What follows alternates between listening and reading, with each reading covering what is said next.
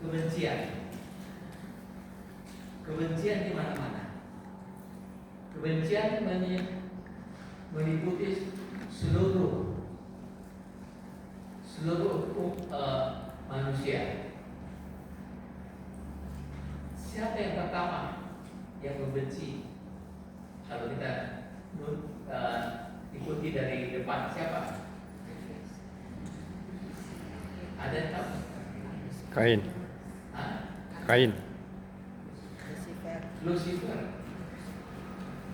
Dia membenci Yesus. Dia membenci Yesus. Kenapa dia benci? Karena dia iri. Dia iri bahwa Yesus selalu diundang oleh Bapa untuk segala macam diskusi, sehingga dia membuat sepertiga dari malaikat surga. Untuk itu dia membenci Yesus. Sepertiga itu malaikat berapa banyak? Malaikat Tuhan itu puluhan miliar jumlahnya, besar sekali ya jumlahnya. Kemudian kita lihat juga waktu manusia diciptakan, pembunuhannya, kebencian yang pertama dilakukan oleh siapa? Habel. Siapa? Habel. Kain. Dia membunuh saudaranya. Oleh karena apa?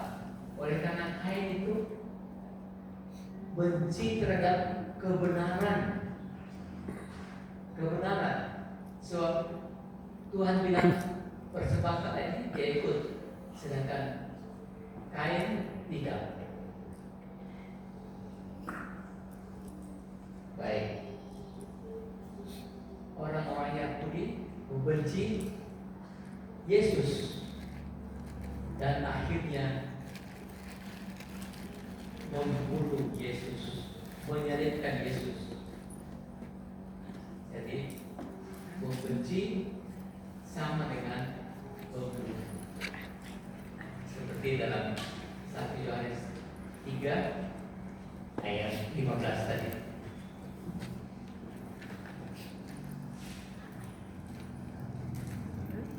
Kita pernah berpikir nggak bahwa berapa persen dari manusia yang hidup pada zaman Kain dan Habel? Berapa persen? 1/3 atau 1/6 dari penduduk dunia pada waktu itu yang dibunuh oleh Kain. Pertanyaan yang paling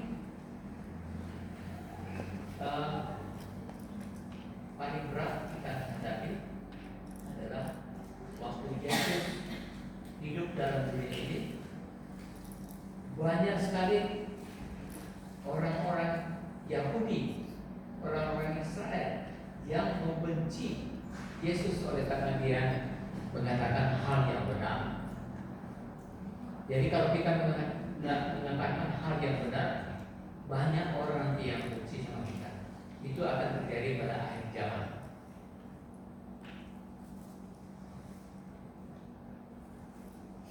Satu hal yang luar biasa, saya tidak habis berpikir mengapa Hitler membenci sekali orang Yahudi. Dia sangat benci orang Yahudi. Sampai berapa juta yang mati? 6. Berapa? 6 juta. 6 juta. Dan kematiannya itu bagaimana? Dimasukkan dalam kamp-kamp konsentrasi. Ibu-ibu yang hamil dibunuh juga. Bapak-bapak yang sudah tua dibunuh. Banyak sekali yang dibunuh waktu itu. Mengapa Hitler sampai sangat membenci Ada yang bisa memberikan ininya, alasannya? Karena iri hati. Kenapa dia iri? Karena orang Yahudi menguasai di Jerman itu usaha-usaha bisnis. Iya, Saya tahu. betul. Karena waktu itu Hitler yang masih muda mau masuk fakultas seni atau fakultas ekonomi di Wina, tetapi dia ditolak terus oleh karena orang Yahudi waktu itu banyak sekali di Wina, Austria. Lalu dia merasakan bahwa ada ketidakadilan di sini. Karena orang Yahudi adalah pintar dalam hal berdagang, pintar dalam hal seni. Jadi dia usahakan untuk membunuh orang Yahudi. Jadi bahaya sekali kalau kita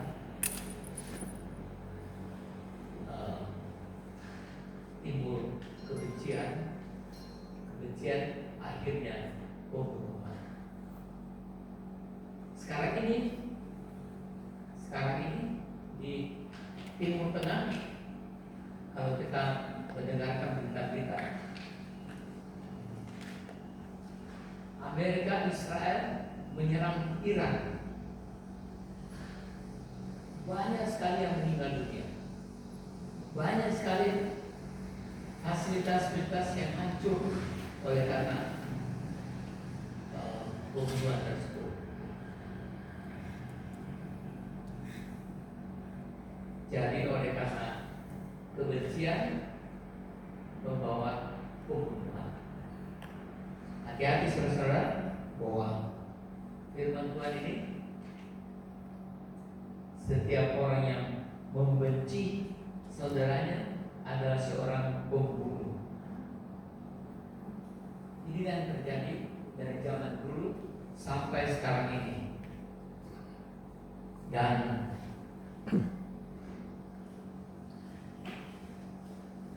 akhirnya tidak habis.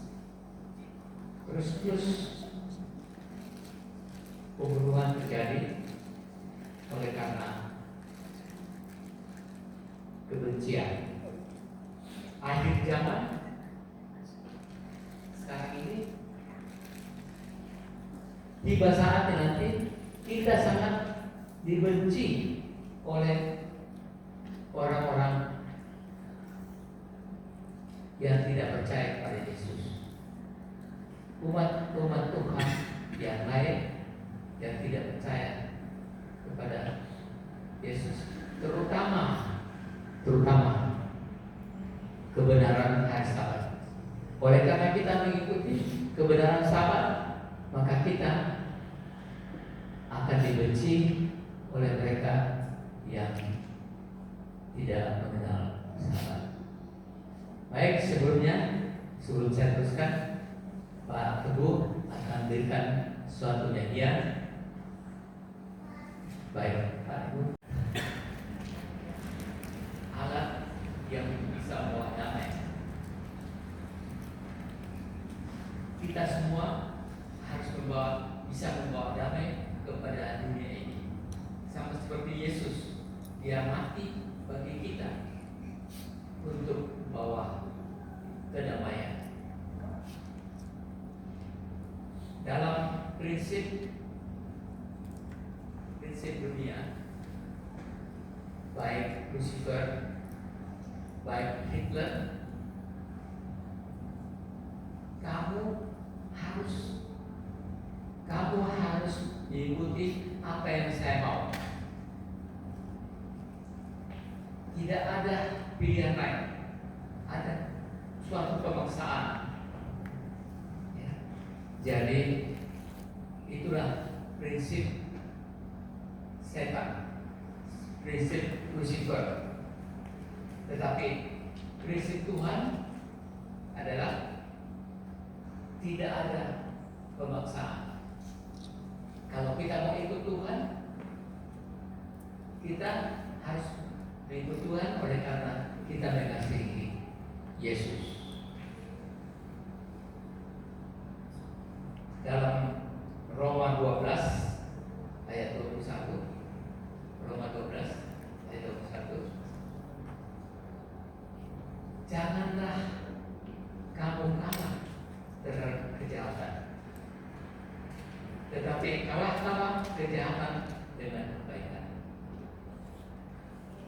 Walaupun orang lain berbuat yang tidak baik kepada kita, tapi dalam Roma 12 ayat 1 mengatakan bahwa kita mengalahkan kejahatan itu dengan kebaikan.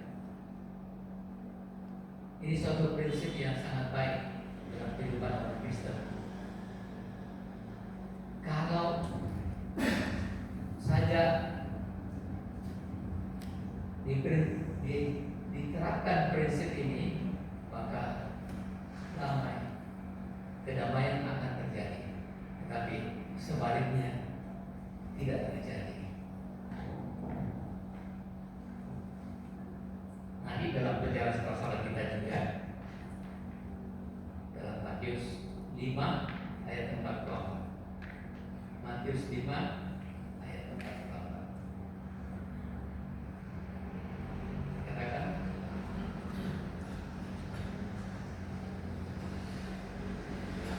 ayat 44. Tetapi aku berkata kepadamu, kasihilah musuhmu dan berdoalah bagi mereka yang menganiaya kamu.